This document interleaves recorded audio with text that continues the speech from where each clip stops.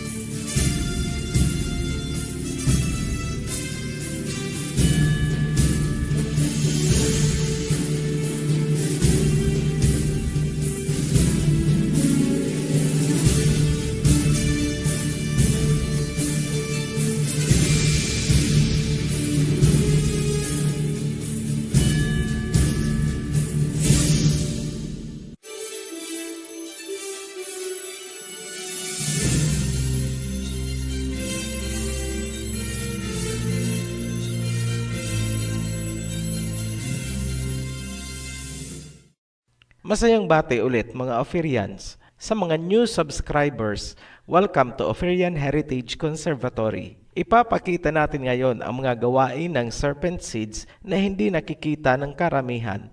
Tutuklawin na sila ng serpent seeds pero hindi pa rin nag-aalam dahil ayaw nilang tanggapin ang katotohanan ng Genesis chapter 3 verse 14 and 15. The Elohim said to the serpent, I will put enmity between your seed and the woman's seed. He will crush your head and you will bruise his heel. Hindi nyo makikilala ang serpent seeds hanggat patuloy kayong nagbubulag-bulagan sa katotohanang ibinabahagi ng Ophirian Heritage. Sa video na ito, malalaman nyo kung paano napasok at nakuha ng serpent seeds ang mga kaharian sa mundo mula pa sa sinaunang panahon. Bago natin ibigay ang karugtong ng nakaraang video ng Babylon series, magbibigay lang po tayo ng konting patnubay sa mga baguhan. Mas maganda po kung gagamitin ninyo ang playlist na inihanda namin para kompleto at tama ang pagkakasunod-sunod ng inyong panunuorin. Nasa description po ang link. Itong pinapanood nyo ngayon ay kalagitnaan na ng dalawang series. Para makasunod po kayo at maunawaan ito, kailangan pong napanood muna ang Creation series mula sa simula. Tinutumbok po ng series ang Mystery Babylon at iba pang prophecies. Ang pinakapundasyon ng Revelation ay ang Genesis.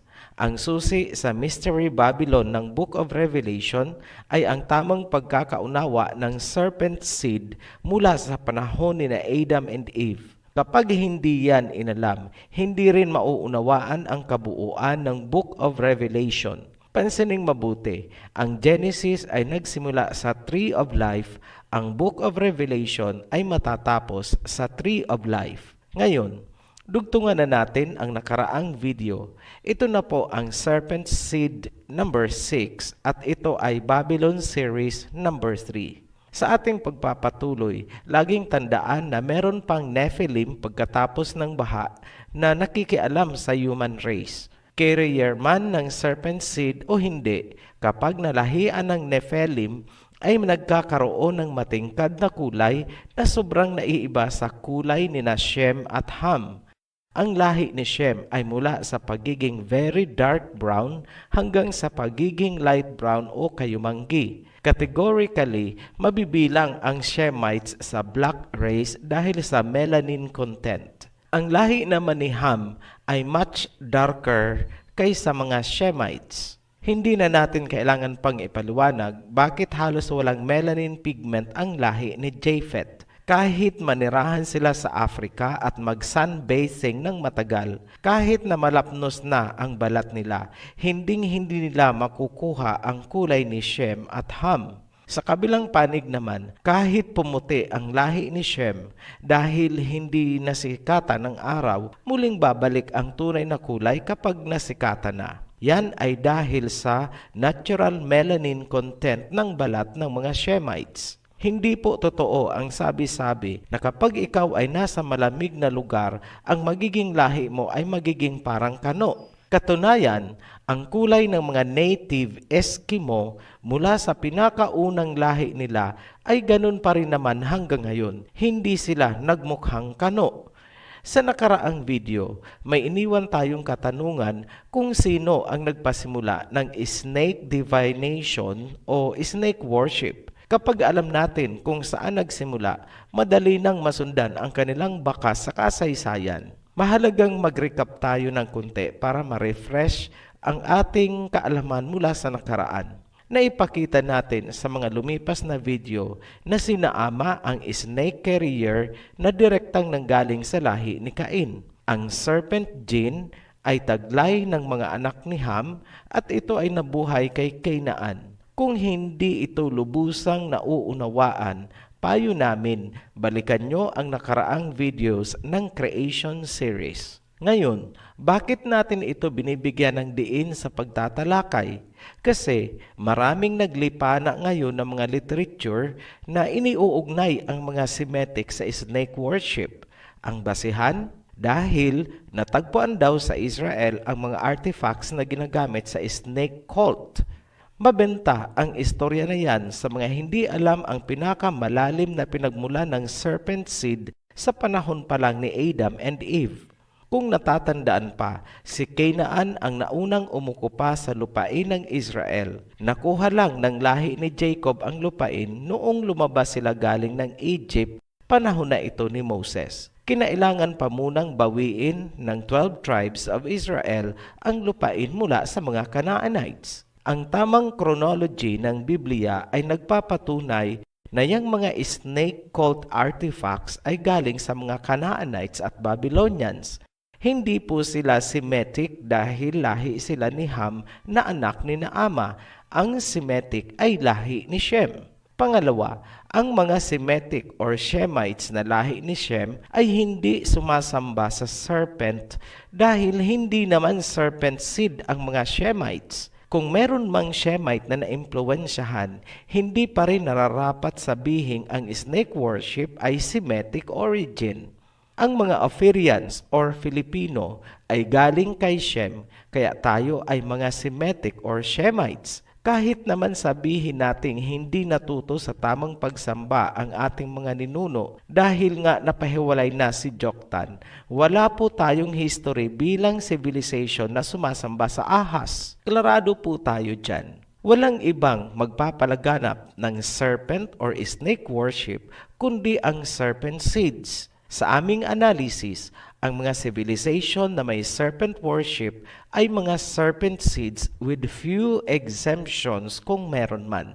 Pag sinabing worship, ibig sabihin, yan ay pagkilala sa serpent bilang banal na dapat sambahin. Lagi nating tandaan na ang mga Greek ay may close affinity sa mga Babylonians, Canaanites at Egyptians. Kitang-kita yan sa civilization ng ancient Greeks hanggang sa ngayon. Sinalo ng Greeks ang ideology, culture, philosophy at religion ng Babylon, Canaan at Egypt. Ang naging pinakasentro niyan at repository ay ang Babylon. Tinangkilik ng Greeks ang Babylon, binihisan ang harlot woman, binigyan ng bagong pangalan at bagong trademark at ipinasa sa new generation. Sa business concept, ang tawag dyan ay rebranding. Kung gagawa natin ng simpleng equation, ganito ang lumalabas. Canaanite plus Egyptian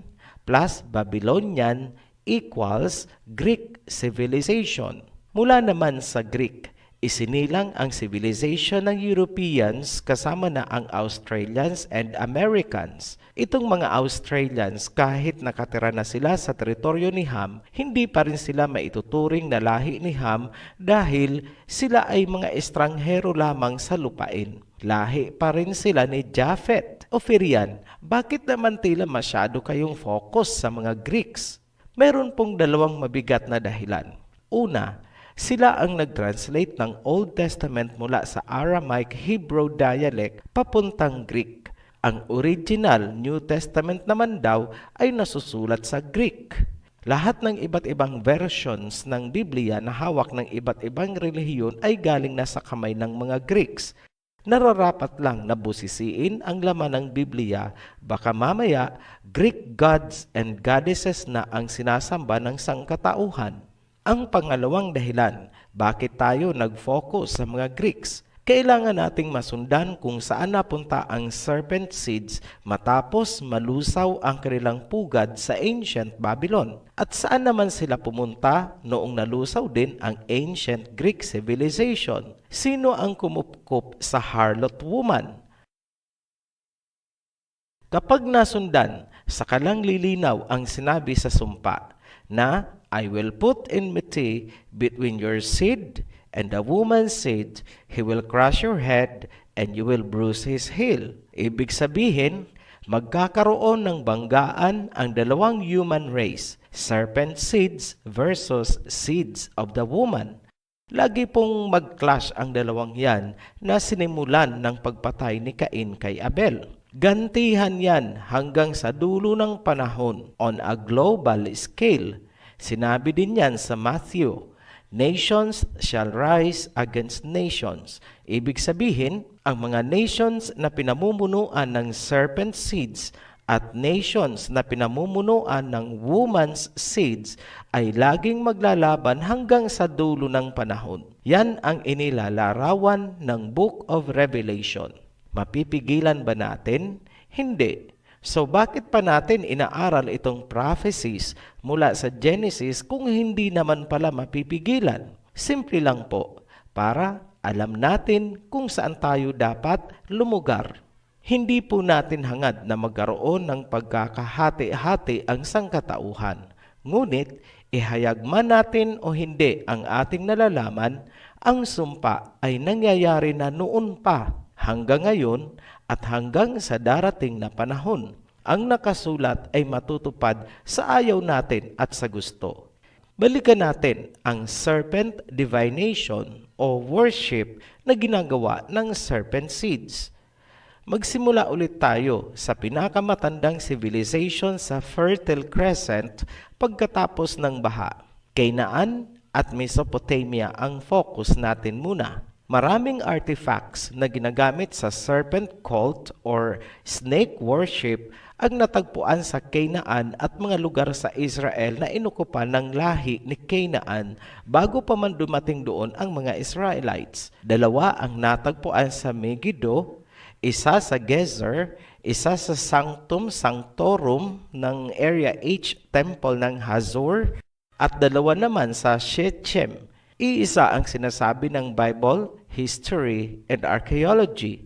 Ang mga lugar na yan ay inukupan ng mga Canaanites bago pa man dumating ang mga Israelites. Wala pong kinalaman ang mga Shemites o Semitic sa snake worship. Ngayon, may history ba ng hidwaan sa pagitan ng Canaan at lahi ni Shem? Yes, meron. Inagaw ng mga Canaanites ang lupain ng Israel at nagkaroon ng sagupaan sa pagitan nila noong panahon ni Joshua matapos makalaya ang mga Israelites mula sa Egypt. Kung ganon, natupad na naman ang sumpa. I will put enmity between your seed and the woman's seed. He will crush your head and you will bruise his heel. Pumunta naman tayo sa Egypt. Kung naaalala pa, ang Egypt ay nagmula kay Mizraim na anak ni Ham.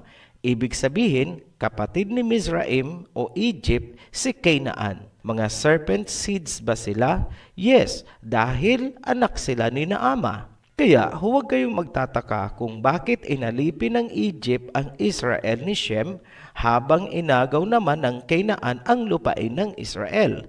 Kumbaga, pinagtulungan ng magkapatid na serpent seed ang mga Israelites. Ngunit, huwag niyo munang husgahan agad ang lahi ni Ham, pababa kay Mizraim at Cush dahil sa paglipas ng panahon, bandang huli, ang Israelites ay kumanlong sa lahi ni Cush sa Africa.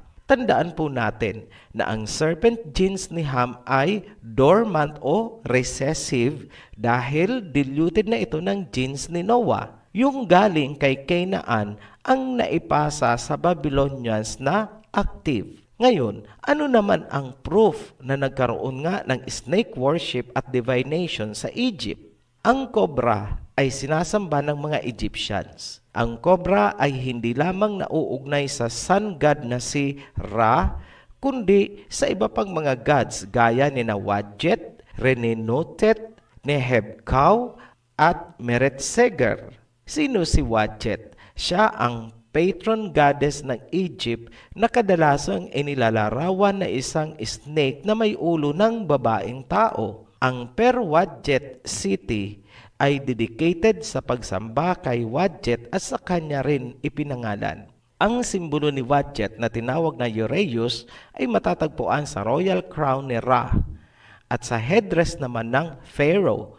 Tandaan niyo po, itong Ra ay God of the Sun. May kaugnayan yan sa sun worship na tatalakayin natin ng hiwalay.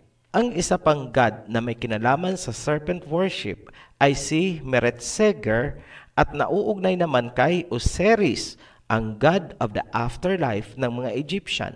Ang ibig sabihin ng Meretseger ay she who loves silence. Kung kaya siya ay itinuturing na goddess ng mga libingan. Malaki po ang naging epekto nitong sina Ra, Osiris, Amon, Horus at iba pang mga gods and goddesses sa modern day religions. Mag-integrate na po tayo ng information tungkol sa Egypt. May pyramid ba ang Egypt? Of course, yes. May mga obelisk? Yes. May serpent worship? Yes. Nagkaroon ba ng hidwaan sa pagitan ng Egypt at lahi ni Shem or seed of the woman? Yes. Inalipin ng mga Egyptians ang mga Israelites. Kung ganon, nagkaroon na naman ng katuparan ang sumpa ng Genesis. I will put enmity between your seed and the woman's seed. He will crush your head and you will bruise his heel. Ngayon, puntahan na natin ang Mesopotamia. Huwag po kayong malito. Ang Mesopotamia ay malaking region sa Fertile Crescent kung saan matatagpuan ang Sumer at Babylon, ang pinakasentro ng civilization. Sa Mesopotamia, meron silang tinatawag na Ningizida, Lord of the Good Tree. Ito ang Mesopotamian god of vegetation. Ayon sa Sumerian mythology, siya ay isang serpent na ang ulo ay tao. Ngayon, ano ang ibig sabihin ng Lord of the Good Tree? Sino ang Lord at ano ang tree na tinutukoy? Ang tinutukoy nilang Lord ay ang serpent. Ibig sabihin, ang tree ay ang tree of knowledge of good and evil. Ang essence ni Ningishida ang sinisimbolo ng Caduceus. Ano naman ang Anunnaki? Marami sa atin ang familiar sa Anunnaki story dahil sa ancient astronaut theory at chariots of the gods ni Zechariah Sitchin. Sa mga nakumbinsi at inclined to believe this theory, makinig po kayong mabuti. Ito ang vital arguments ng Ophirian heritage. Sinasabi ng proponent nitong Anunnaki theory na mas kapanipaniwala ang Sumerian tablets dahil higit daw itong nauna kaysa Biblia. Ito ang sagot ng Ophirian. Totoo naman na nauna ang mga Sumerian at Mesopotamian tablets kaysa Biblia. Ngunit, hindi porket nauna at nasulat sa Sumerian at Mesopotamian tablets ay totoo na. Tandaan na ang Mesopotamian, Sumer at Babylonian civilization ay itinayo ng serpent seeds. Ang Babylon ay itinayo ni Nimrod. Questionable ang nilalaman ng Sumerian at Mesopotamian tablets dahil ginawa sila ng serpent seeds. Ngayon, bakit nauna ang Sumerian at Mesopotamian tablets kaysa Biblia? Kung natatandaan nyo, pagkatapos ng baha, sinimulan agad ng serpent seeds ang pagtatayo ng civilization. Mabilis nila itong napaunlad dahil dati na silang may blueprint o idea hango sa civilization ni Cain. Tinutulungan pa sila ng mga Nephilim na tinawag nilang Anunnaki. Ayon naman kay Helen Blavatsky sa kanyang librong The Secret Doctrine na inilimbag noong 1888, ang mga Anunnaki daw ay reptilian race na nakipagmingle sa humans ng Lemuria na inilubog ng baha. Umaayon sa Biblia ang sinabi ni Blavatsky, ang Lemuria ay tumutukoy sa city ni Cain. Ang reptilian race ay ang serpent seed, ang baha ay ang Noah's flood. Pangalawang argumento tungkol sa Anunnaki theory, sinabi ni Sitchin na ang tao ay nilikha ng mga Anunnaki sa pamamagitan ng paglalagay ng kanilang genes or seeds sa unggoy. Ito ang sagot ng Ophirian. Ang mga Anunnaki ay hindi mga earthly creatures at sinabi nating sila ang mga fallen angels. Ang sinasabi ni Sitchin na inihalo ng Anunnaki ang kanilang genes sa unggoy para likhain ang tao ay ating tinututulan dahil ang reptilian o serpent seed na sinasabi sa Biblia ay nagmula kay Cain. Ngayon, ito ang synthesis ng Ophirian heritage. Sinusuportahan ni Blavatsky ang Biblia sa aspetong mayroon ngang lumubog na civilization at mayroong reptilian seeds. Sinuportahan naman ni Sitchin ang Biblia sa aspetong merong out of this world na mga entity na nakialam sa human race. Hanggang dyan lang ang tinatanggap ng Ophirian heritage dahil yan ay matatagpuan din naman sa Biblia. Bakit mahalagang aspeto ang kwento ng Anunnaki sa usaping serpent seed at serpent worship? Yan ay dahil itinuturing ng Sumerians na si Enki ang serpent sa Garden of Eden na lumikha daw ng tao. Ibig sabihin, inaamin ng mga Sumerians, Babylonians at Mesopotamians na galing sila sa serpent. Ang active serpent seeds sa Mesopotamia ay galing na kay Canaan. Kung susundan mo ang genealogy, galing sila kay Ham, ang nanay ni Ham ay sina Ama at sa taas din na Ama ay si Cain. Balikan natin ang mga Anunnaki. Ipinasa ni Enki ang kanyang kapangyarihan kay Marduk. Si Marduk at ang kanyang alagang serpent na Muskusyo ang sentro ng serpent worship ng Babylonians. Si Marduk din ang naging national god at patron ng Babylon. Yan, luminaw na kung paanong nagkaroon ng serpent worship ang Babylon, Mesopotamia at Sumer.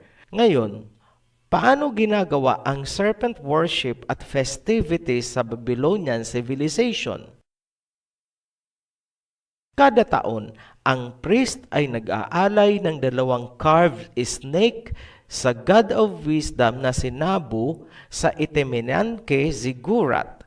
Maliban dyan, ang mga Sumerians at Babylonians ay may diyosa ng pag-ibig, pagtatalik at pakikidigma. Ang pangalan ng diyosa ay si Inanna. Ang tawag naman sa kanya ng mga Akkadians ay Ishtar. Sa Greek naman ay Aphrodite. At pagdating sa Rome ay naging Venus. Iisa lang po ang pinanggalingan niyan, si Inanna or Ishtar, kung saan ipinangalan ang Ishtar Gate ng Babylon. Meron ding isang terracotta relief mula sa panahon ni King Hammurabi, 1792 hanggang 1750 BCE. Ang tawag dito ay Queen of the Night at pinaniniwala ang depiction ito ni Inanna. Ano ang ginagawa ng mga priestess ni Inanna or Ishtar? Sa panahon ng sikretong pagriritual, ang mga priestess ni Inanna o Ishtar ay nagsusuot ng scarlet na kulay ng damit. Sila ay makikipagtalik sa mga hari at mga dignitaries mula sa iba't ibang bansa upang magkaroon ng mga anak sa hari. Ang mga anak ng priestesses na ito ang naging future kings and queens ng mga makapangyarihang bansa. Itinuturing silang royal serpent bloodlines. Kung medyo mabilis po kayong mag-isip, ngayon pa lang, mapapag-ugnay nyo na kung paanong nakontrol ng serpent seeds ang pinaka-powerful na mga bansa. Simple lang, ang serpent seed na anak ng mga priestesses ang naging tagapagmana ng kaharian. Yan ang trabaho ng mga priestesses ni Inanna. Kung titingnan sa isang aspeto, para na rin nilang nasakop ang isang bansa dahil ang magiging hari ay Babylonian. Dahil naiintindihan nyo ang serpent seeds, ngayon pa lang natatanaw nyo na ng malinaw ang Book of Revelation kahit nasa Genesis pa lang tayo. Ang gawain ng mga priestess ng Babylon ay tugmang-tugma sa sinasabi ng Book of Revelation, chapter 17, verse 2. With her, the kings of the earth committed adultery, and the inhabitants of the earth were intoxicated with the wine of her adulteries. Verse 3. Then the angel carried me away in the spirit into a wilderness. There I saw a woman sitting on a scarlet beast that was covered with blasphemous names, and had 7 heads and 10 horns. The woman was dressed in purple and scarlet, and was glittering with gold, precious stones, and pearls. She held a golden cup in her hand filled with abominable things and the filth of her adulteries. The name written on her forehead was a mystery, Babylon the Great, the mother of prostitutes and of the abominations of the earth. Ang sinasabi ng Revelation na ang mga hari daw ng mundo ay nakipagniig, fornication, adultery, dito sa harlot woman ay tila hindi lamang symbolic kundi literal na nangyari mula pa sa ancient Babylon. Nagtutugma at iisa ang sinasabi ng history, archaeology at Biblia. Ngayon, nagkaroon ba ng banggaan sa pagitan ng ancient Babylonians at lahi ni Shem? Yes. Nilusob ng Babylonians ang Israel at winasak ang templo. Kinuhang bihag ang mga Israelites na lahi ni Shem. Sa panahong yan nangyari, yung inilagay si Daniel sa yungib ng mga leyon. Yan ang panahon na muling natupad ang sumpa sa Genesis. I will put enmity between your seed and the woman's seed. He will crush your head and you will bruise his heel. Ngayon, mag-pass forward tayo. Sino ang sumalo ng culture ng Babylon? Greece. Pinaghalo-halo nila ang belief system ng Egypt at Babylon at yung sa kanila. Beware, maraming modern religions ang tumangkilik ng Babylonian worship. Nasa kanilang mga songs of praise, bukang bibig nila ang mga blasphemous at abominations na ipinagbabawal sa Biblia. Dahil dyan, may mahigpit na babala sa Biblia, Revelations chapter 18 verse 4. Then I heard another voice from heaven, "Come out of her, my people, so that you will not share in her sins, so that you will not receive any of her plagues." Yan po ang warning po sa atin. Lumabas daw tayo sa Babylonian system. Kung yan man ay religion, civilization, ideology, o kung ano paman. Come out of her, my people. Yan po ang ibig sabihin ng Revelations chapter 18 verse 4. Ang snake or serpent worship at divination ay kumalat. Meron sa Mesoamerica, prominente din sa mga Aztecs, meron sa China, Cambodia, Africa, at halos buong mundo. Very logical to assume na lahat yan ay nagsimula sa oldest human civilization sa Mesopotamia pagkatapos ng baha. Kung ang mga date niyan ay mas matanda pa sa baha, then iisa lang ang pwedeng panggalingan, ang civilization ni Cain na inilubog ng baha. Gaya ng sinabi natin kanina, kailangan nating mag-focus sa Greece dahil sila ang sumalo ng Mystery Babylon. Katunayan, tinangka pa ni Alexander the Great na muling itayo ang Etemenanke Ziggurat o yung Tower of Babel. Ngayon, ipapakita namin kung paanong nag-integrate ang serpent seed civilization sa mga Greeks. Importante yan dahil ang mga Greek ang nagsalin ng Old Testament at sinasabi ng mga Western scholars na ang original New Testament ay Greek.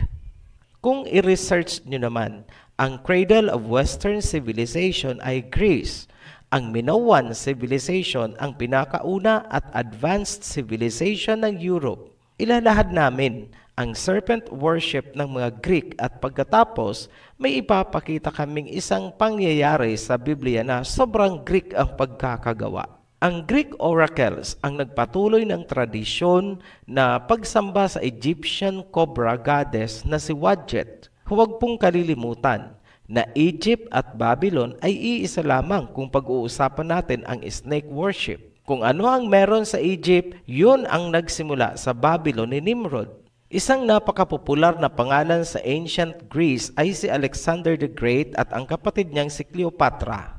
Ang nanay nila ay si Olympias na asawa ni King Philip II noong 357 BCE. Si Olympias ang naging Queen of Macedonia. Ayon kay Plutarch, isang 1st century AD biographer, si Olympias ay isang debotong miyembro ng cult of Dionysius na sumasamba sa ahas. Kilala si Olympias bilang isang mahusay na snake handler sa ancient Greece. Ayon mismo kay Olympias, ang ama ni Alexander ay si Zeus na nag-anyong serpent o snake. Ang kwentong yan ay pinaniwalaan ni Alexander dahil ganyan din ang sinabi sa kanya ng isang Egyptian oracle.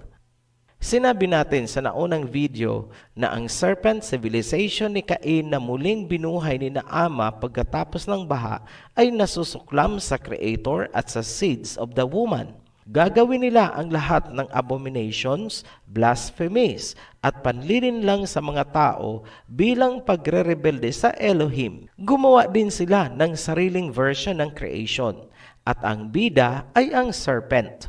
Nabanggit na namin yan sa nakaraang video, ngunit bilang pagbibigay diin sa ginagawa nilang snake worship, muli naming babanggitin dito. Sinasabi ng mga Greeks na ang serpent ang nagbigay ng kaalaman sa mga tao upang makalaya sa sakim at malupit na iluhim. Para sa mga Greeks, ang serpent ang nagbibigay ng kalayaan, karunungan, kagalingan at kaligtasan para sa sangkatauhan.